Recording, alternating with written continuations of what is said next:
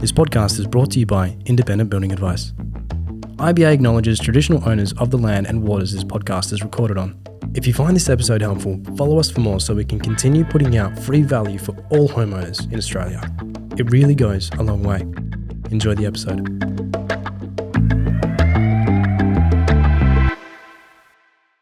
Often we speak to clients and they're looking at building a home or renovating, extending, and a big portion of them, in fact, I say about 80-90% of them will actually want to put a pool in at one point, whether it's now or in the future. And the thing for that, though, is if you're designing a house, you do definitely want to keep a pool in mind. Unfortunately, a lot of people actually use this afterthought. Oh, we'll do that afterwards once it's built, but they don't think about it up front.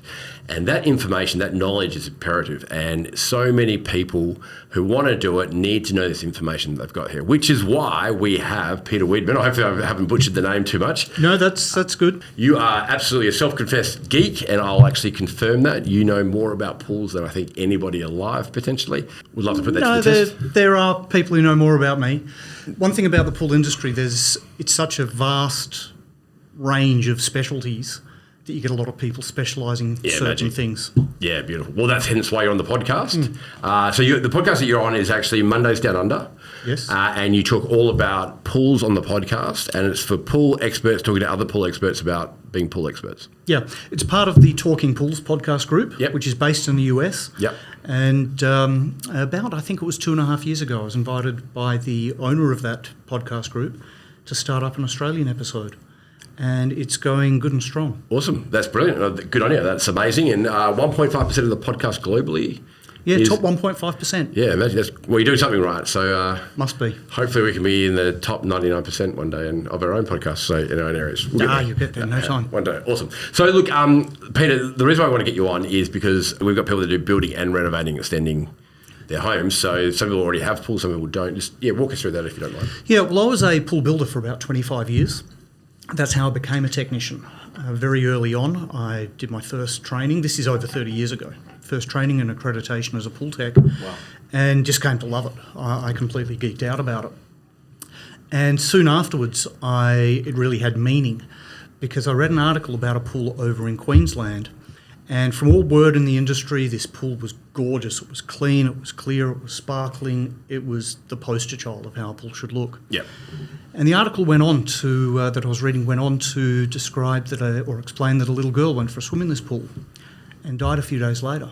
Oh, wow. Because even though this pool looked amazing, it wasn't safe. Yeah, if it's blue, it's safe, right? No. Well, no, it's some not of now, some of the most dangerous water I've ever seen to swim in has been some of the clearest. Really? Yeah. Wow. You've got chemistry, you've got microbes, you've got all sorts of stuff. Yeah. If it's not right, then yeah. Because my folks, when I was younger, growing up, they used to say, if it's got frogs in the pool, it's healthy. I assume it's going to make you be crazy, but that's what they used to say all the time. I'm screaming on the inside. Yeah, I can imagine, yeah. So if it's clean, it might not be healthy. If it's got frogs in it, it might not be healthy.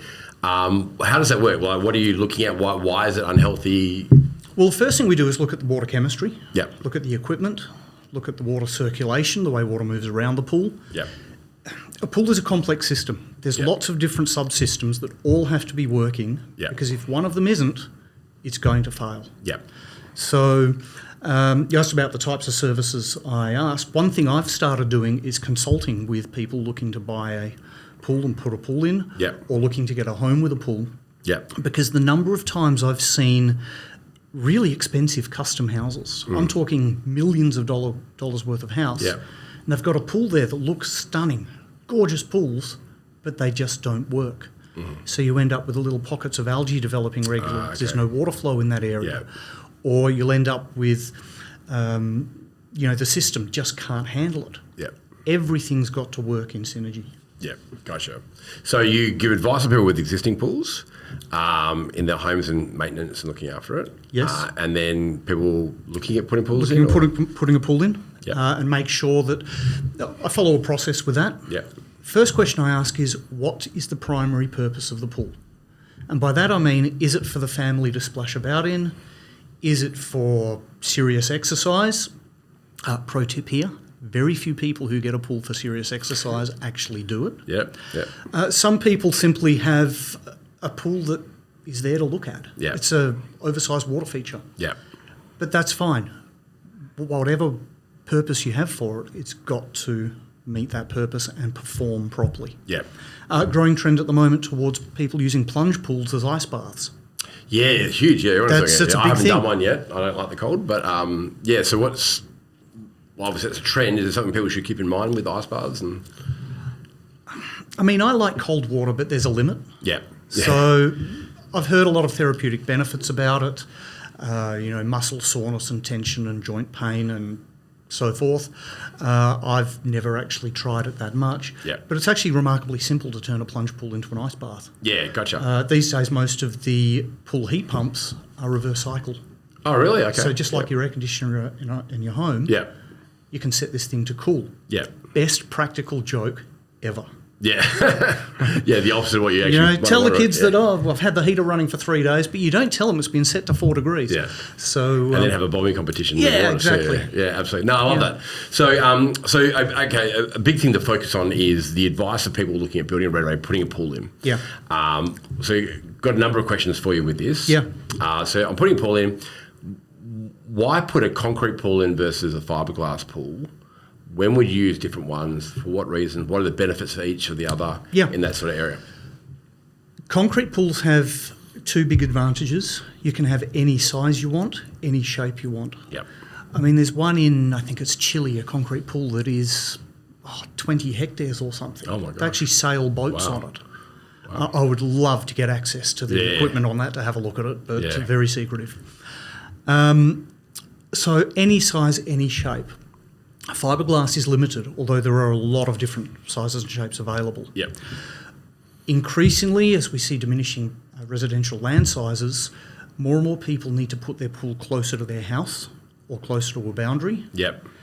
In fact, we'll often see a pool wall forming part of the foundation for the house. Well, that's why I see the advantage of concrete. If people want to have that close, make sure you're talking to the builder about that.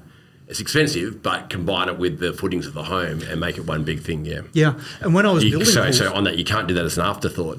No. And that's what a lot of people do. Go, we'll put that in. Like, no, let's get that done now because you get the footings coming down. If you don't have dropped footings or the pool's not thought of that concept, it's incredibly expensive to do it later. Yeah, and when I was building pools, I had customers come in saying, here's a photo of what I want. Yeah.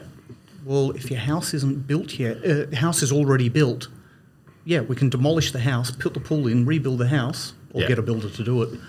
But that's not how it works. Yeah. So space availability is a major factor with pool choice. So fiberglass is a lot cheaper than concrete? It is. Yeah. Concrete's a lot more expensive. There's a lot more material used. Yeah. Even though per kilogram the material isn't expensive, you're looking at, I've never actually worked it out, 15, 20 times as much of it. Yeah. A lot more labour on site. Yeah. And of course then the finishing of the pool, be it rendered, be it tiled, be it a vinyl liner, the sky's the limit these days. Gotcha. Yeah.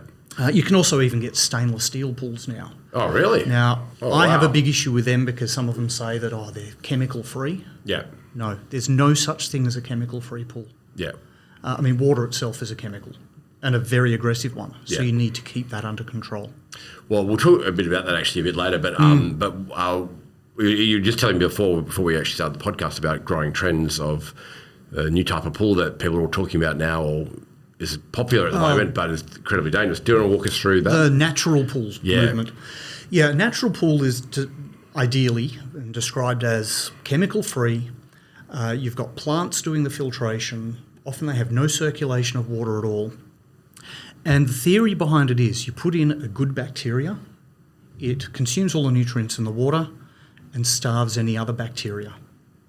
The problem is, A, it's not 100% effective, Yeah.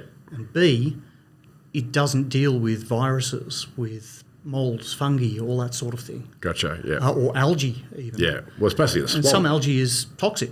Yeah. We call them a pond. Yeah, pond. Yeah. It's basically a pond that you can swim in. I would never, ever swim in one. Well, absolutely. Well, it goes back to what I said at the start about the frogs that are in the pool. Like, it must be healthy, which is obviously it's not. But yeah, I mean, it's a swamp or a pond in your backyard. That wouldn't make a lot of sense to me. And water's going to be moving, doesn't it? Like, that's what makes it... Circulation. Yeah, absolutely. So, it's pretty crazy. But, I haven't heard too much about that. But that's Yeah. That's the thing, though, is things might seem like a great idea on Instagram doesn't mean they're actually a great idea, and health is first, obviously. Yeah. The only real scientific study on that was by the University of Barcelona, Okay. and they pretty much flamed it. Yeah, okay.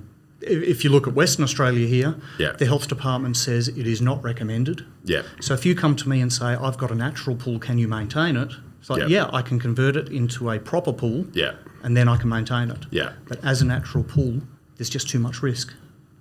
It actually sounds a bit like a real estate agent sort of trying to put a positive spin on the pool that's been neglected for 10 years and going, oh, I've got a natural pool at the back and come see the springs and oasis at the back or something. I don't know. You know, but it doesn't sound like a great idea to me, but works from the, I guess, if people think it's a great idea, it doesn't mean it's a good idea. No. So with the different types of pools, with a concrete pool, you can come close to the home. Is there a rule of thumb of how far the pool should be positioned away from the house with the depth of and retaining and so forth? Yeah. Now, concrete pools structurally can be put extremely close. Let's say the pool goes in after the house. Yep. With any type of pool, you can get very close. We used to do them up to 500 mil away from the home. Yep. But that normally requires something like grout injection or chemical injection to Which is stabilise the incredibly soil. expensive, yeah. Very expensive. Yeah. Doesn't always work in some soil types. Yeah. I saw one customer attempt that in a clay soil with a very high water table, and it just failed completely. Okay. Yeah. Fortunately, I'd walked away from that job beforehand. Yeah. I saw the risk, and Yeah, great. I'm all about no risk. Yeah, It saves everyone a lot of headaches. Yeah, make life easy. Yeah. Yeah. But as a rule of thumb for fiberglass pools particularly, slightly less than the depth of the pool away from the boundary or the house. So I always worked on the depth of the pool plus 500 mil. Yeah, that's more than you really need. Yeah. And you'll notice in recent times, the last, I guess, 15 or so years, there's been a real growing trend to have fiberglass pools with a bench seat along one side. Yeah, yep. Now, the reason for that is the setback from the pool to the home or pool to the boundary is a 45-degree angle of repose. Yep. And from the bottom corner of the pool to the bottom of the house, you've got to maintain that 45 degrees. Gotcha. If we put a seat along one side and that saves you 500 mil, that allows you to get 500 mil closer. Gotcha. The other thing is smart. fiberglass pool walls are never dead straight. They're always always slope in towards the bottom. Yeah. And the reason for that is when we take them off the mould, Yeah. if they're dead straight, they'll scrape off. Okay, It's called a release angle Yeah, for gotcha. releasing Okay. it from I the thought it mould. was a structural thing, but okay. Yeah. No, it's purely to get it off the mould. Okay, makes sense. And that saves you a little bit. So we had a fiberglass pool, for example, that was 1.8 metres deep. We could get that on the non-seat side. I believe it was 1.65 metres away. Okay. Yeah. On the seat side, we could get it about 1.2 metres. Yeah, magic. Well, I love it when it solves two problems at once. Yeah. Yeah, absolutely. Well, that all makes a lot of sense from that perspective. What about getting pools approved? Like a lot of people I've spoken to have tried to get their pools approved, and it's just been an absolute nightmare. Trying to get it through council, getting the regulations with fencing, and where you can, if you're near a ledge or something, you have to be so far away. I know your business helps with that. Yeah. Can you walk us through the process and why it's so difficult and things like that? Get your pool builder to do that, or the house builder, because there are systems in place. Yeah. It's all about compliance. And the way I explain pool boundaries, safety barriers to customers is that's largely enforced by the council. Yeah. And different councils have different rules. Yeah. And different people within each different council have different approaches. Yeah.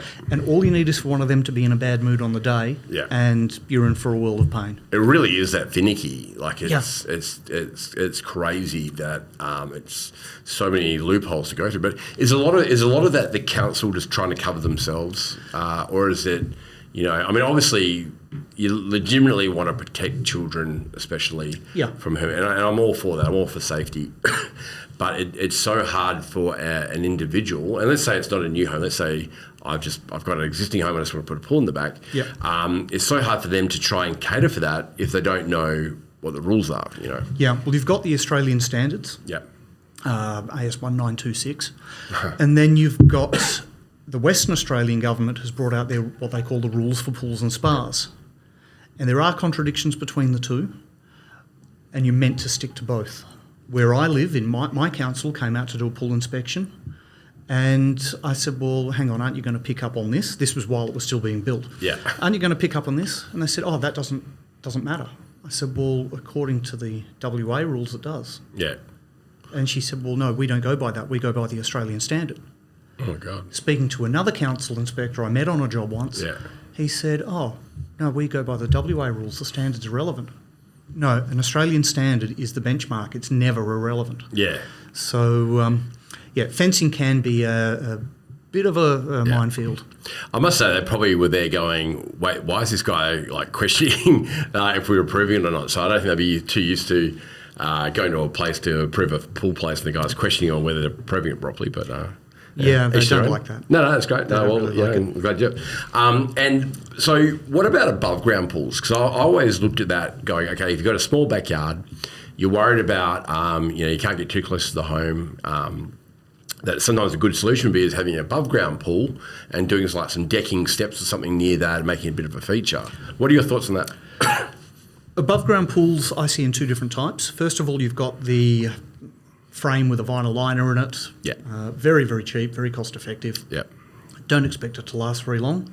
And then you've got others which are typically concrete, built above ground. Quite often they have an infinity edge. I can talk for hours on infinity edges and their pros and cons. We're going to get to that in a minute. Excellent. Yeah. And that can be a good way if you don't have space to put a pool in without a setback from the boundary. So in either case, let's say you've got steps going up to the pool and the pool wall has to be at least 1.2 high. If you've got steps going up to it, those steps are a climbing point. So you have to have a safety barrier around it. Yeah. That's why you see a lot of these pools with a fence built around the steps. Yeah, because they were very popular on the block a few years back, and they had like just the stairs. That was the only thing you get to, the stairs leading up, and then obviously the balustrade and all the pool fence and that sort of stopped that. We see issues sometimes with typically the vinyl above ground pools where you've got a ladder that pivots down to the ground. Oh, like That's a portcullis sort of thing. Kind of like the ladder on the back of a boat. Yeah, okay, yeah. And what you're meant to do there, if it's not fenced, is push it up. Yeah. And have it in the pool. Yeah. So it removes the climbing point. Again, I've seen various councils question, hang on, is that really up to code? Yeah, gotcha. Yeah.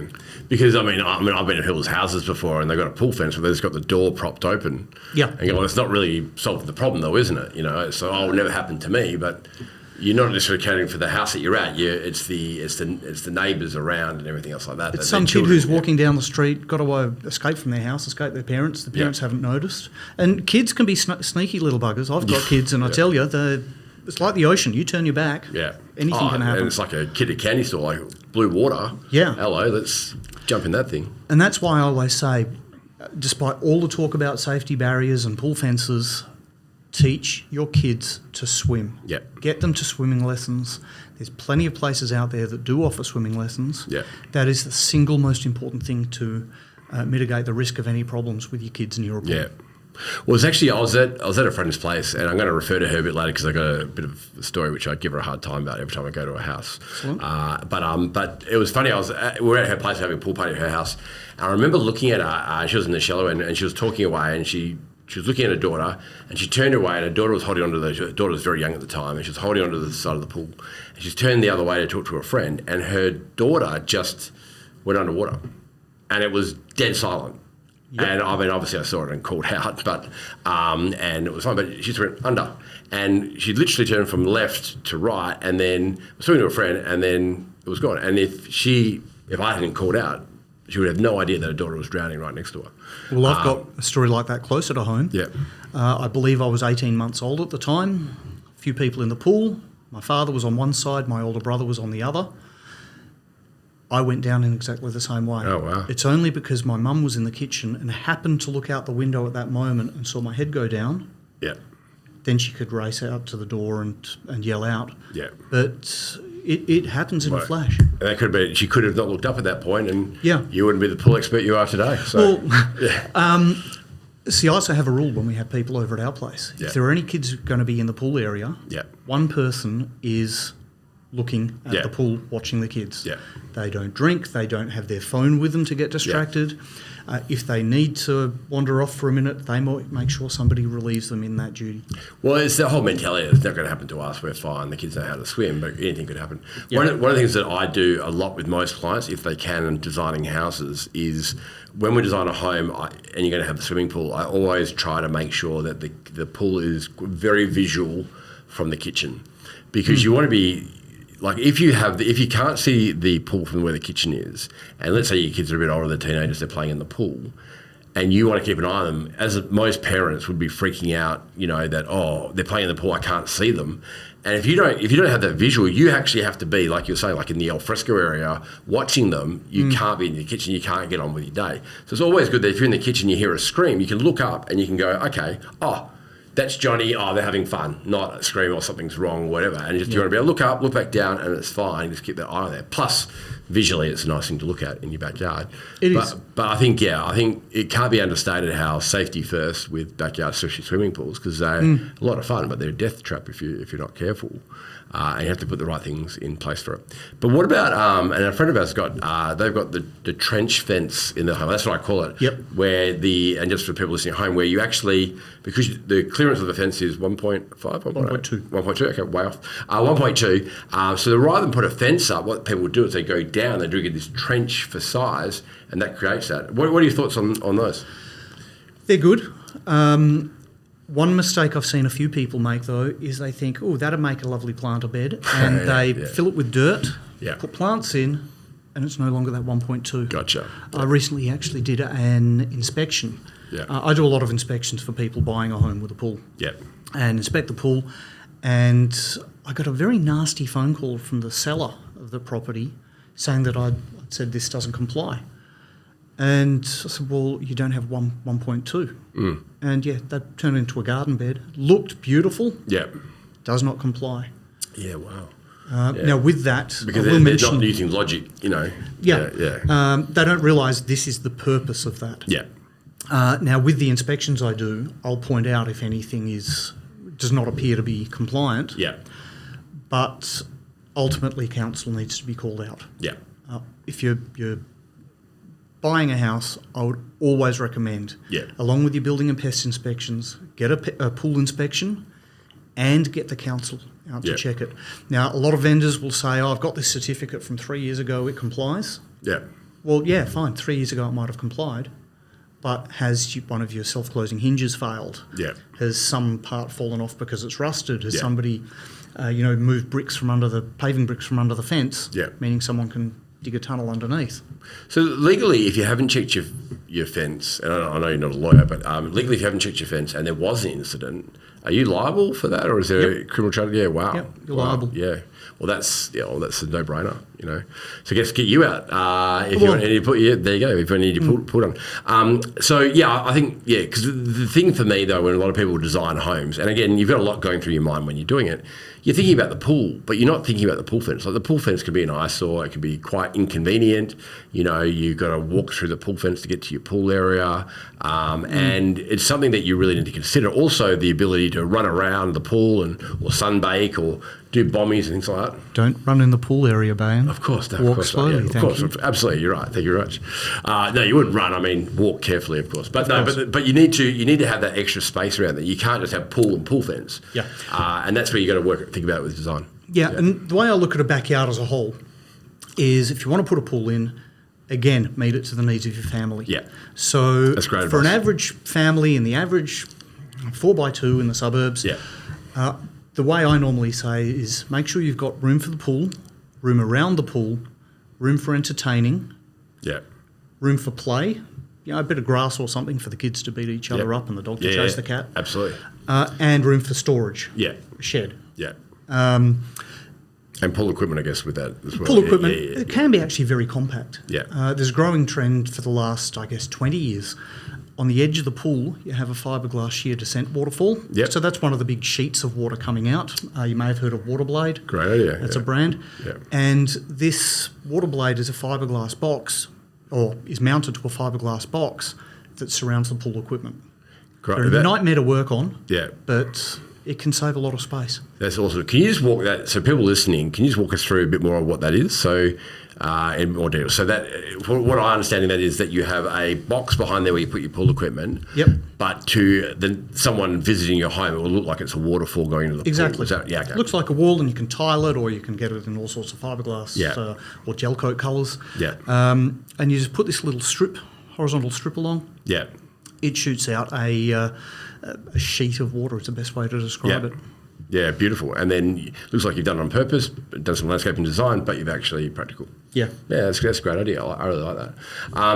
The story I was going to tell earlier, and this is advice for people at home, that if you are getting a fiberglass pool, is to actually, if you're seeing the samples inside, and there's actually a bit of a sad story, but you see the samples, not too bad, not sad like someone drowning, but if you see the samples inside, take them outside and see them in daylight. What she did, she went to a pool company and she goes, I like that blue pool there. I want that blue pool, which was actually on display. It was actually built outside, been there for a while. And she goes, I like that. Like, great, that's the one you're getting. It's that sample there. All the samples were inside. She chose the whole thing.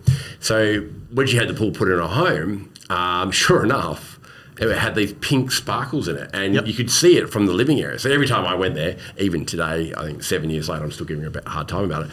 See the pink sparkles. She'd lost her mind. I didn't ask for one of pink sparkles. She rang up the pool place and said, it's got pink sparkles. I wanted that pool over there. And they said, well, that's the pool you've got, but the sample, that's been out there for a long time. The pink's faded now. But yeah, that's the one you asked for. And she was irate. The pool company goes, it's bad luck. What do you do? A couple of things to bear in mind about colours of pools, because a lot of people think, this looks good in a photo in a magazine. Yeah. A few important points. First of all, the darker the colour, the warmer the water. Darker the colour, the warmer, okay. No? Yep. Dark colours absorb more heat. Yep. And of course, makes sense. Yeah, it heats the pool up. And it's a noticeable difference. Yep. When we used to have a display centre, I remember one day I jumped in, I think there were 5 pools in a row, and they went from dark blue down to a very light cream colour. Yeah, wow. Which used to be a trend. Yeah. And used to be. Yeah. Just don't let me talk about the 70s. It'll come again. So what was that? 70s. The 70s, I remember. I've seen a lot of pools from then.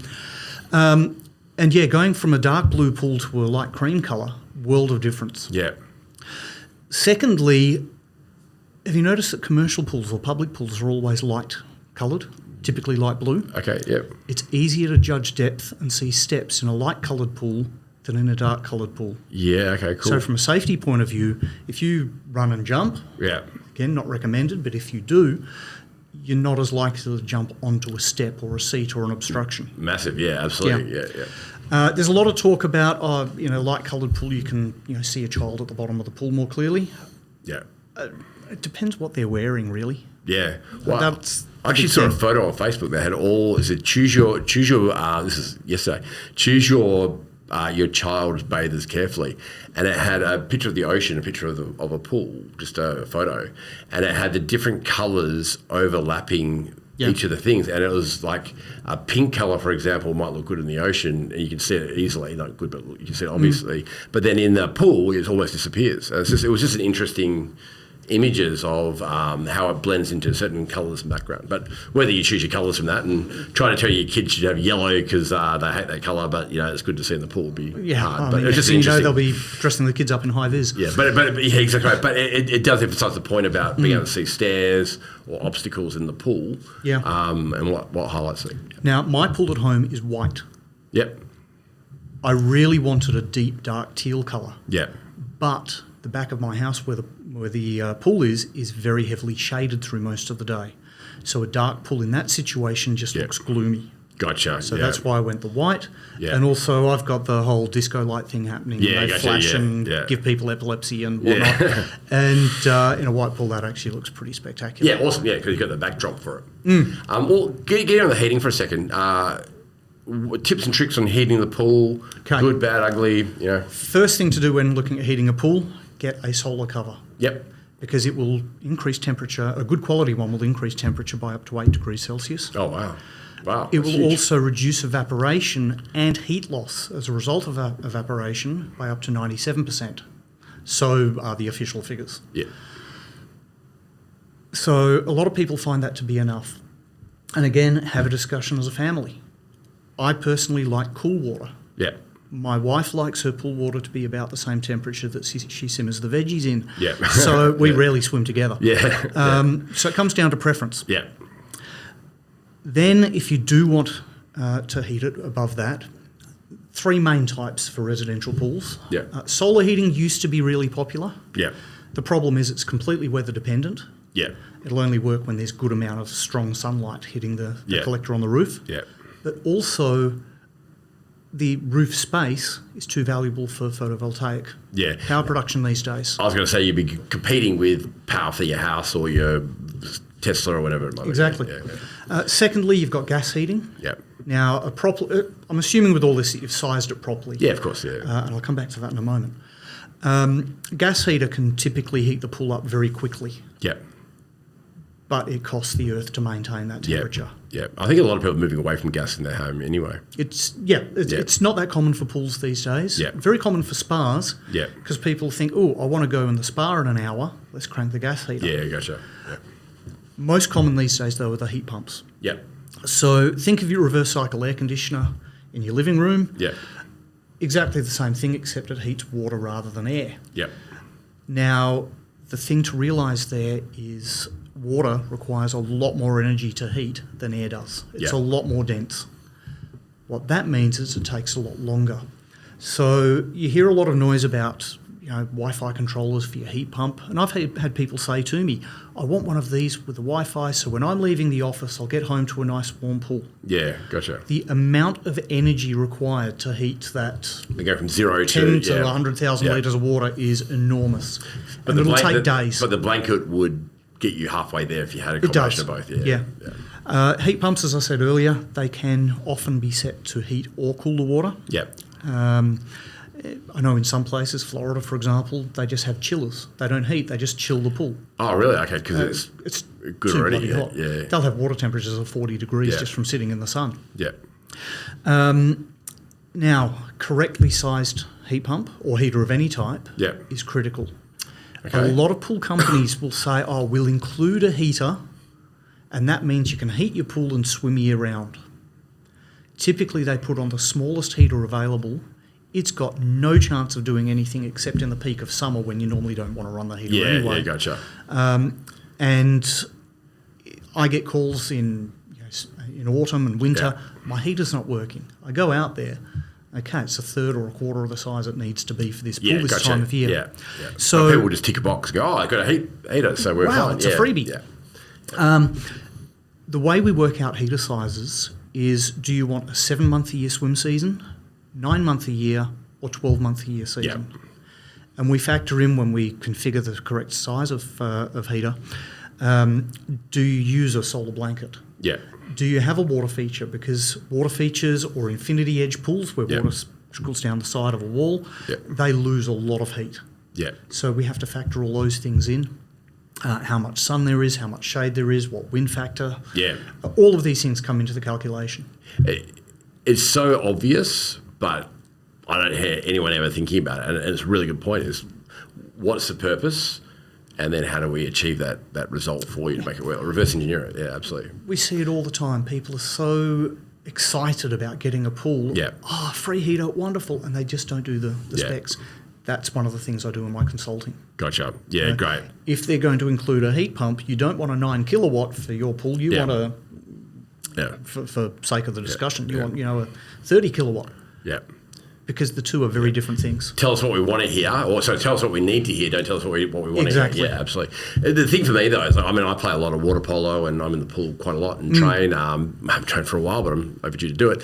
But to me, it's not the pool temperature; it's getting out of the pool that I don't like. It's when it's bloody cold, and you got to do that run to the shower because it's freezing cold. If you can do something about that, that'd be great. I'll work on it. Yeah, that'd be great. Yeah. So I need a blanket for that. Wrap a towel around yourself. Yeah. With these heat pumps though, with the house, do you need 3-phase power for these? Because you've got air conditioning going, the pool going, maybe charging your electric vehicle. Depends on the heater. Yeah. Some are single phase, some are 3-phase. Entirely depends on the make, model, and capacity. Yeah, okay, gotcha. Of the heater. One thing with a heat pump, it should always have its own dedicated circuit. Gotcha. Power circuit. Okay, that's great to know. So that's an important thing.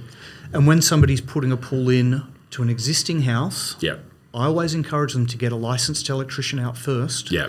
to check the capacity of their existing system. Wow, didn't know that. That's Yeah, great. because I've had it in the past where people have ordered a heat pump, they Yeah. haven't had an electrician out. I put the heat pump in, the Sparky comes out and says, hang on, we've got to completely reconfigure your board. Yeah, That gotcha. starts adding a lot of money. Or And out if a you've already sub-board. bought it, you're in the hole already. Yeah, That's it. Yeah, absolutely. So avoid surprises. Surprises are rarely good. Yeah, and again, like you said, the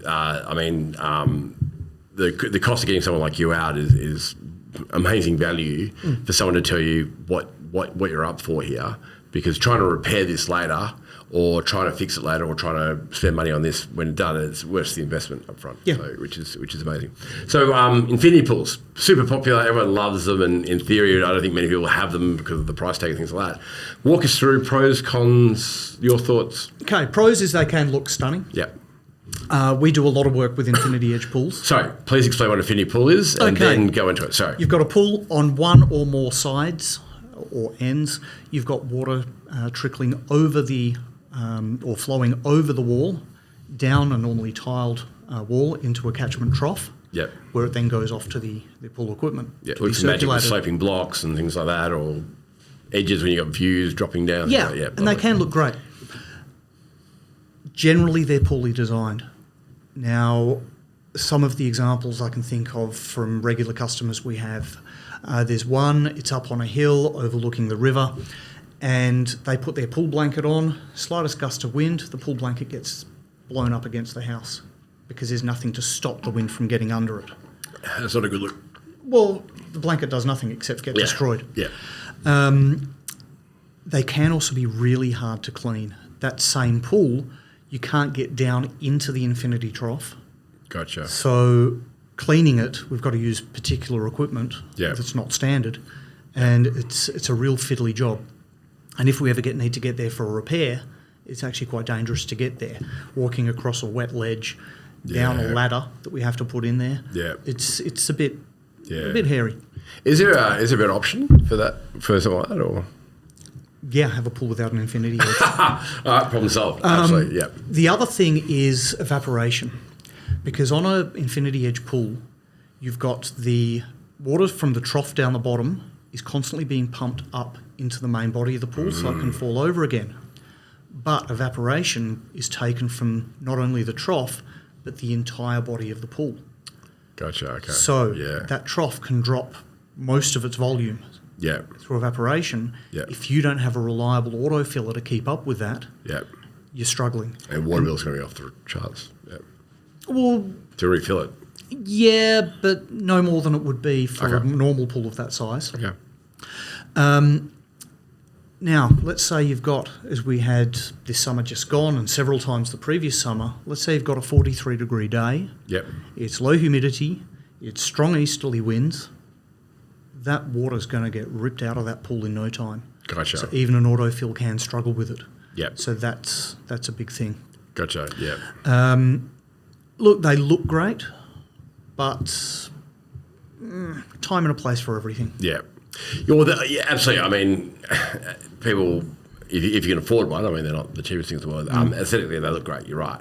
Yeah. But yeah, I think I'm always about functionality and practicality first. Oh. And yeah. Function has to precede form. It's Yeah. no point having something that looks gorgeous that doesn't work. Yeah, absolutely. I think you're better off getting a great pool and then maybe having a waterfall separately that might do that or things like that. Exactly. Which works well. I tell you what's really interesting with just jumping back to pool fencing for a second. We used to work for a company that had display homes. And often would have ponds at the front with water features. These things were probably about, I don't know how deep they were, but let's say 15 centimetres deep or something. Yep. And we didn't need any pool fencing. No. But then there's, and you may know this off the top of your head or not, but then sometimes, that's a pond. I don't know, this is a pool now. Like it's different rules for these things. Your kid can still drown in that. They can, absolutely. Kids Yep. can drown in 2 inches of water in a bathtub. Yeah.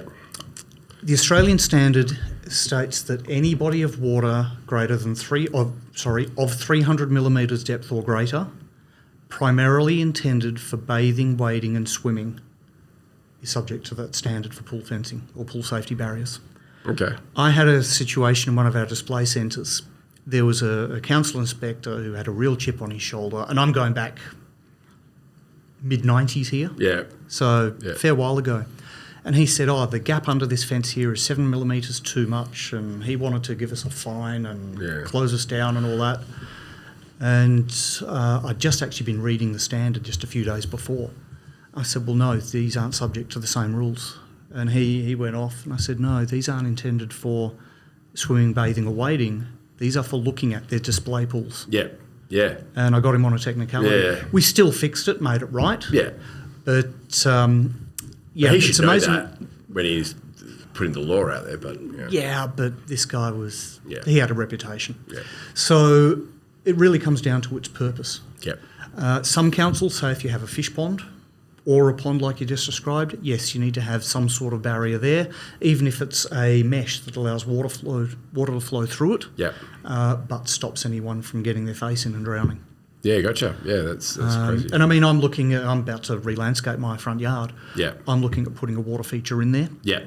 And yeah, you bet I'm going to be having some sort of mesh. Yeah. Because I don't want a child or an Well, animal even getting leaves in there. and random things in there anyway. Yeah, especially the front yard leaves. rubbish and Yeah, we know how to deal with the leaves. Yeah, We've done it a couple of times. Okay, so I mean that's really good information from that perspective. When you've got an existing pool, what kind of I'll tell you a bit of the backstory. Like I said earlier, I played a lot of water polo, and I actually spoke to you about it. That every time we would go, our water polo was at one of the schools, one of the private schools, and we'd go there, and I'd get out of the water. All my kids were complaining about their eyes being burnt out of their sockets from too much chlorine, and the pH levels are too high, or so I thought. I spoke to you, and you went, "No, it's not that. What it's most likely going to be is blah blah blah blah blah." And I went, "I have no idea what you're talking about, Peter. But how about I get you to help the school out, and you don't do commercial, which is." It's cool, but it was interesting. And then about 3 weeks later, what you said to me, I did remember it at the time. The guy said, "Oh, I think I might have." He tried something like that, which he came up with his own way, and it solved the problem. And it was interesting that what I thought was chlorine burning my eyes was something completely different. And that's where I think a lot of people think probably the same way I do. Oh, it must be the chlorine or whatever. But so... And I've even had people say, I turned the chlorinator production up because I couldn't smell chlorine. Well, good. The human nose cannot detect the odour of chlorine until it's at a dangerously high level. I mean, you will end up in hospital with chemical burns. Yeah, wow. If you can smell chlorine. Yeah. What you can smell that smells like chlorine are actually chlorine byproducts called chloramines. Okay. And they're various different types like dichloramines and trichloramines. Listen to my podcast if you want the technical stuff. Yeah. But the problem with those is it's a byproduct, it's an irritant, and it's carcinogenic. Yeah. If you can smell chlorine in a pool, don't go in it. Yeah. My kids are not allowed to swim in a public pool or the school pool if they can smell something like chlorine. Well, these kids' eyes were, and mine too, because I was training the same pool, and it was like burning, and we're getting out of the water, and like we all had to have our own eye drops and put in our eyes because these kids were in fire. And I'd come home, I could feel not burning, but I could feel like irritation, irritation on your skin. Dryness, you had to have a shower. So, but it's interesting though; it's not necessarily what you think it is. Hence, why you get someone out who's an expert. Yeah, and there's a thing. One of the worst words in the pool industry is shock, because a shock treatment used to be how you dealt with these chloramines, these impurities. But now you go to a hardware store and buy some chemicals, and I don't recommend that you do because they're normally a very low grade. Yeah. And every second container's got shock written on it. What do you mean by shock? Sorry. Shock is... Chlorine works in two different ways. Yeah. One, it sanitizes. It kills microorganisms. Yeah, which is what most people think it's for. Yeah. Secondly, it's an oxidizer. So it oxidizes impurities. It breaks them down. Yeah. So by shocking a pool, you're engaging the oxidizing capacity of chlorine. Gotcha. Yep. So ironically, if your pool smells of chlorine, sometimes the best solution is to add some chlorine. Yeah. And it'll oxidize those impurities. Gotcha. But don't guess. Never guess. Always test. Yeah. People say, how much salt should I add to my pool? How much acid should I add to my pool? Well, tell me the volume of your pool and show me accurate test results. Yeah. And I don't mean from the little dropper bottles or the strips. They're not accurate. Yeah. Proper testing, give me the results. Then I can tell you what to put in. Yeah. a lot of people think, strips are easy. They have a number of limitations. Yeah, gotcha. And I think in society these days, and this is probably a bigger conversation, everyone's after the shortcut, the easier way of doing things. Yeah. But often, it's going to have repercussions. See, there is easy, but it's also expensive. Yeah. I mean, when me or one of my technicians comes out to a job, we use proper photometers. That's digital laser colour measuring devices. Yeah. And we fill a little disc. Actually, I might have one in my pocket from a job. There we go. As you do. Little disc like this. Yeah, it looks like sticky tape. And you can see that you've got all these chambers. They're all a different colour. This one's been used. Yeah. So a laser measures those different colours in it. Yeah. And tells you precisely, like it's scarily accurate, what the chemical level is. Oh, wow. Please don't compare a $5,000 piece of testing equipment, and I think these are $14 each disc, which is single use, with a 25-cent test strip from the hardware store. Yeah. It's just not going to be the same. No, you're not going to get the best Here result. you go, souvenir for Oh, you. yeah, thank you very much, sir. I appreciate that. That's Don't awesome. say I never give you anything. No, I would never say that again. No, that's great. Okay, well, on that, you touched on it slightly. Chlorine versus saltwater. Okay. Let me dispel one of the biggest myths in the pool industry. A saltwater pool is a chlorine pool. Okay. All it is, you've got a chlorinator, an electrolytic cell, produces chlorine from salt in the water. So it's exactly the same as any other type of chlorine pool in its desired test results and chemistry readings, except you'll have higher salt level, or TDS, total dissolved solids. Okay. So a saltwater pool is a chlorine pool. Gotcha. You've got other types of chlorine, tablet feeders, not so common here, liquid chlorine feeders. The thing to remember is that any chemical you add to a pool will do its job and have a side effect. Okay. So you hear a lot of people talking about acid and salt. Yep. Saltwater chlorinator will increase pH. Gotcha, yep. Different types of chlorine have other effects. Yep. So we're seeing a big shift in popularity towards ionisers, which use copper and silver as bacteriostats and algae stats. Now on that, an algae side kills algae, an algae stat prevents it growing to start with. Gotcha, yep. So the copper and silver is used for that purpose, but they still have a little bit of chlorine produced. If you do go down that path of an ioniser, such as Naked System is a very popular one, please don't treat it like a normal pool. Okay. Because the requirements are different there. So to a layman at home, and layman being myself, why would you choose one over another? Naked pools use fewer chemicals and less chemical. Yep. And a lot of people find that desirable. Hence the skin irritation I was talking about earlier and things like that. Well, in a properly maintained saltwater or normal chlorine pool, Yeah. traditional chlorine pool, then you're not going to have that problem But anyway. what I was going to say is I'd say that people have experienced that irritation before and therefore are making a decision based on that. It's more referring to that guides them in a decision. Yeah. But people, there's a lot of opinions against chemicals. Yeah. And like I say, water is a chemical and a very aggressive one. Yeah. We are made of chemicals. Yeah. The food we eat is made of chemicals. Yeah. So using it properly and safely to established ranges and limits, Yeah. it is safe. Yeah, okay. It's a lot safer than not putting enough of the chemical in. Well, it's controlled as well. Exactly. Yeah. So it's not different scenarios or anything like that make you choose one or another. It's just a personal preference. Personal preference. Yeah, magic. Yeah. But again, to get more information would be to talk to an expert like yourself and go, okay, walk me through what's best for us and what our thoughts are with that. Just changing the subject again, we were talking about this beforehand, and I asked this a while ago, if you have an easement or something on there, so obviously you have a sewer easement on your block of land, you can't, the council says you can't build on that, you can't build over that, you can't have any permanent structures over that part, you put a shed on it, but not a permanent structure. But obviously, sometimes you get a big easement. We've got a client with 140 square metre easement on their block. It's massive. And we can't do anything with it, and he wants a pool. It's actually almost half his block at the back.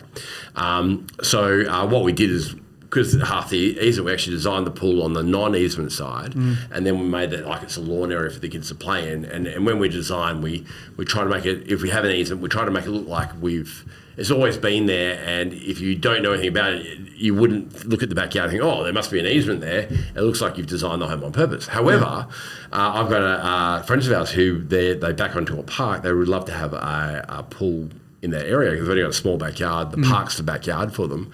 But there's bloody easement there. What can you build a pool or something? Can you do something over that easement? What can you work with? You may be able to get away with an above ground pool. Yep. As in a vinyl lined in a frame. Yep. Above ground pool. In terms of fibreglass or concrete, that is a structure, and you can't put a structure over an easement.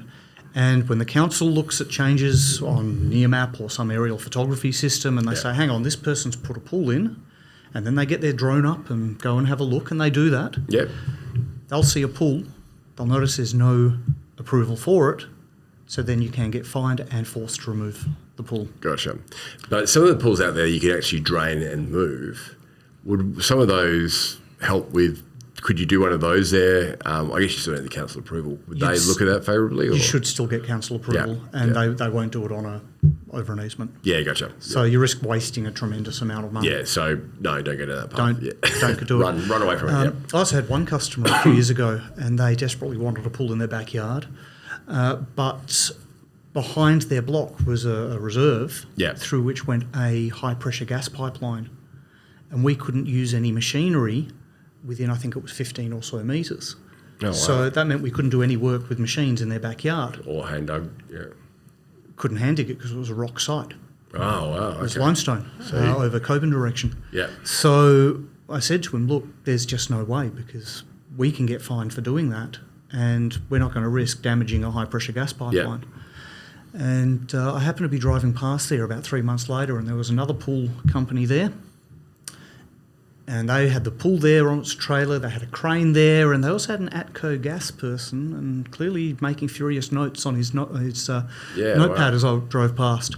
I couldn't help myself. I gave the guy a call the next day and said, "Oh, how's your pool installation going?" And he said some not very nice words to me. Well, all we can do is advise. Yeah. What do they say? You can lead a horse to water. Yeah, I was going to say the same thing. Yeah. You can't make them drink. Hey, look, we have it all the time. We give people what they need to hear, and unfortunately, sometimes they don't want to hear it, and they go through a very expensive and painful path to find out that we may know what we're talking about. But hey, we don't know everything, but we do know a little bit. With that.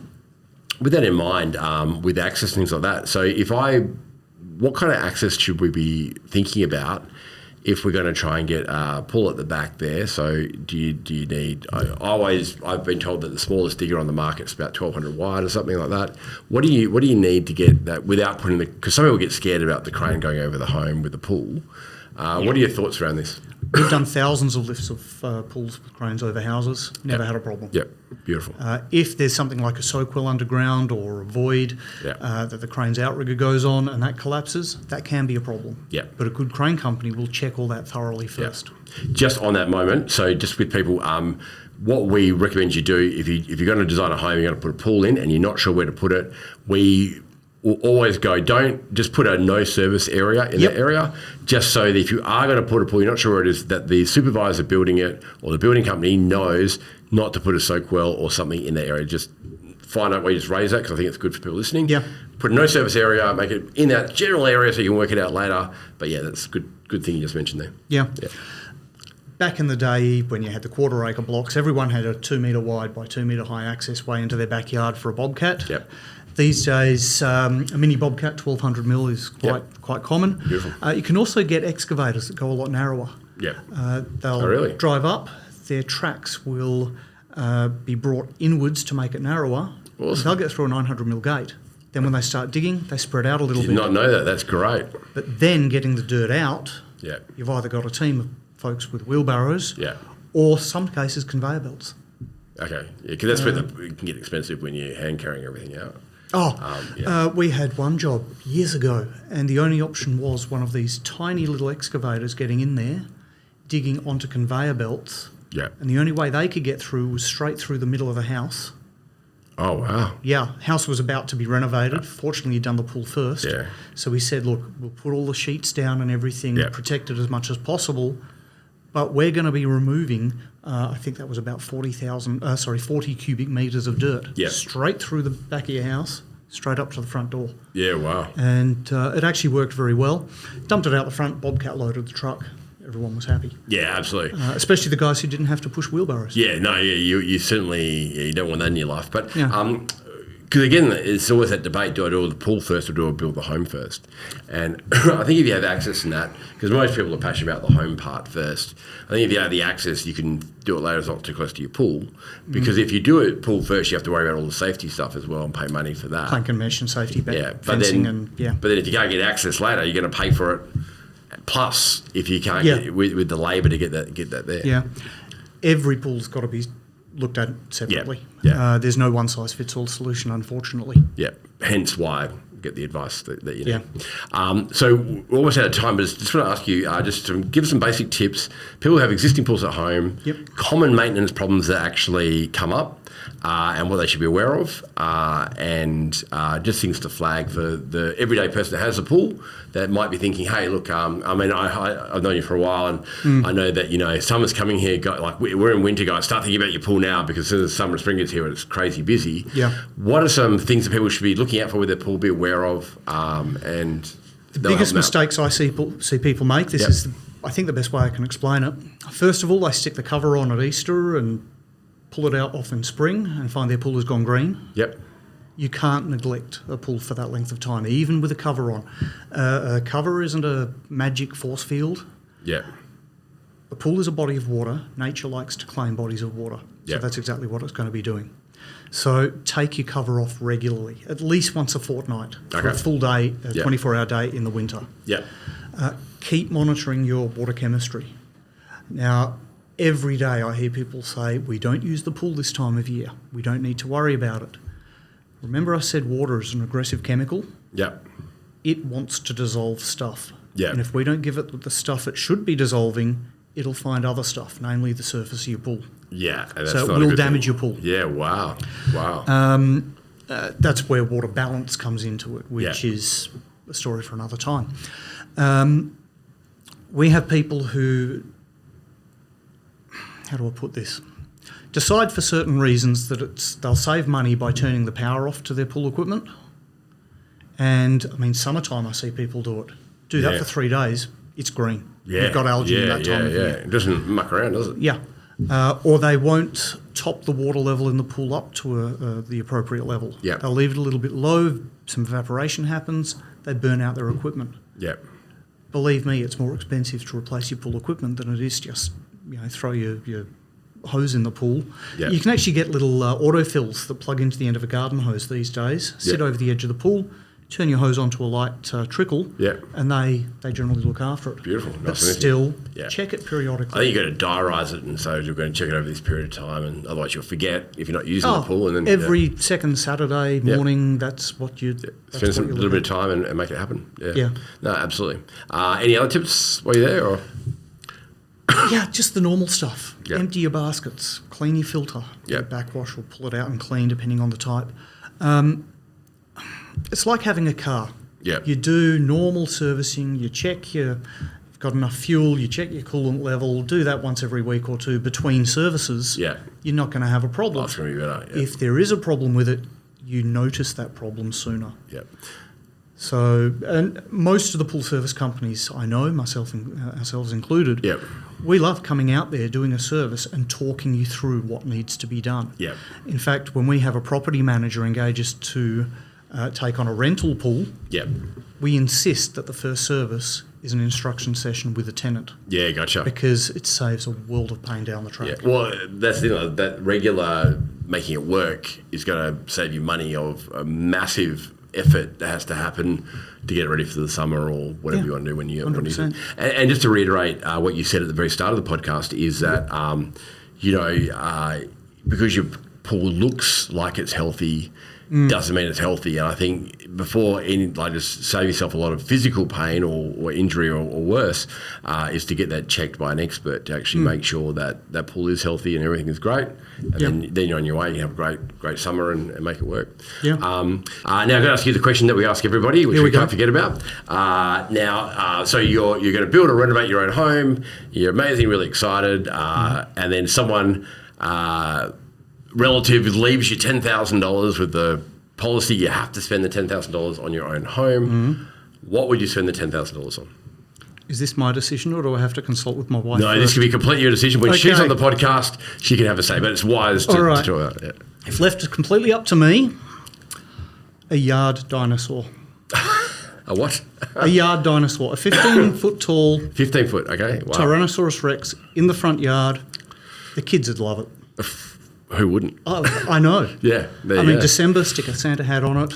Easter, give it a little basket full of Easter eggs. So it has to be a little basket because I've only got tiny arms. Halloween. Mate, go to town. You'd win, yeah. I live on one of those shoots, the Halloween ones, where you win every year. So, no, in our house, the debate continues. My son and I think a yard dinosaur is the way to go. My daughter doesn't really care because it means she has to look up from whatever device she's playing with. And my wife gives me that look that wives give their husbands when they say something they consider stupid. Yeah. But I'll stand by my decision. You know, sometimes it's easier to seek forgiveness and permission. You can just get it done and then deal with the fallout. But I was actually going to sneak that into our wedding vows, but she wouldn't let me. Yeah, smart woman. I think you've done well, smart lady. Hey, look, that is definitely original. We haven't had that before. I would like that. Would that be a lifelike looking dinosaur, or is this more like a comical sort of dinosaur? Oh, as lifelike as possible. Oh, Halloween, it. Yeah, awesome. Yeah, absolutely. I love it.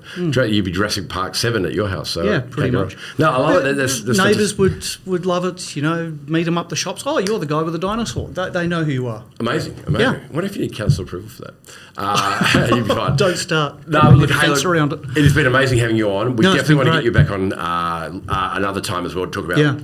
Because there's so much more we can talk about. And I actually had to stop myself there. So, well, we can't go for 3 hours.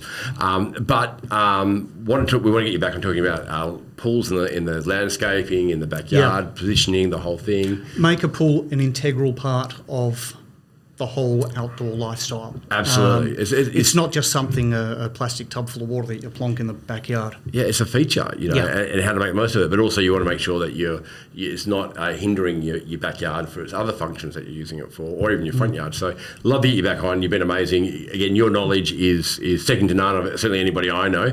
Mind you, I don't know anyone that gets that excited about pools that you do. So well, there is that. Yeah, you are a geek about it, but I love you for it. Thanks for coming on. Really appreciate it. No, my pleasure.